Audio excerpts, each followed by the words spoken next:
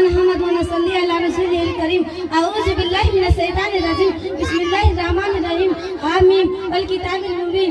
इन्ना अंज़लना फी लैलतिल मुबारकतिन इन्ना कुन्ना मुनज़िरीन फीहा युफ़रक़ु कुल्लु अम्रिन हकीम। मोहतरम बुजुर्गों, भाइयों और दोस्तों, अस्सलामु अलैकुम रहमतुल्लाहि बरकातुहू।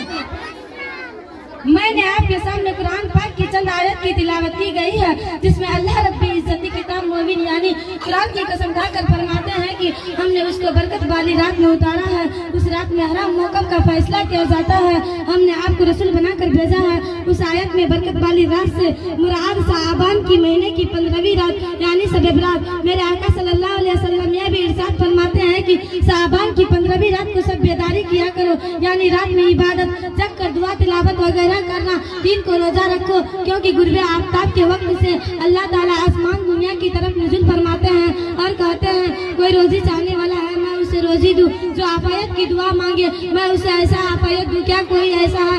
यानी रात भर अल्लाह की तरफ से ऐलान होता रहता है यहाँ तक कि सुबह हो जाती है। एक हदीस में यह भी आया कि पूरे साल के अंदर मरने वाले और पैदा होने हर बच्चे का नाम लिखा जाता है। बंदों के अमल अल्लाह की बारगाह में पेश किए जाते हैं और साल भर में जो रोजी मिलने वाली होती है यह भी लिखी जाती है। यह भी फरमाया है कि उस रात में मलिकुल मौत को एक सियाफा दिया जाता है और उसमें लिखो लोगों की रूह कब्ज करने की हिदायत दी जाती है। उस रात में ज्यादा से ज्यादा इबादत और अपने गुनाहों पर तौबा करनी चाहिए, क्योंकि एक रिवायत में आया अल्लाह ताला उस रात में अपने सारी मखलूक की मग़फ़िरत फरमा देते हैं, सिवाय चंद लोगों की जो यह है मुशरिक यानी किसी को अल्लाह के बराबर मानने वाला, चुगलखोर कीने रखने वाला, जालिम शराबी, माँ बाप की नाफरमानी करने वाला।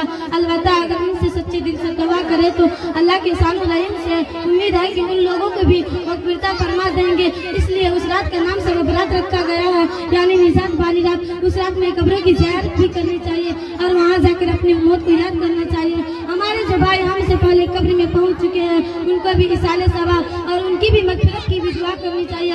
अल्लाह का इतना बड़ा एहसान है कि उसने इतनी बरकत वाली रात हमको अता फरमाई है, लेकिन दूसरों नेमतों की तरफ उस अजीम नेमत की अवहेलना करते हैं। जहाँ खामोशी के साथ रो रो कर अल्लाह ताला से अपने गुनाहों की माफ़ी मांगनी चाहिए, वहाँ हम और हमारे बच्चे शोर वगुल, रोशनी, आतिशबाजी करने में लग जाते हैं। एक से बढ़कर एक आतिशबाजी करते हैं और सैकड़ों रुपए आन के आन बर्बाद कर देते हैं। गोला बारूद की बदबू से फजा गंदी हो जाती है।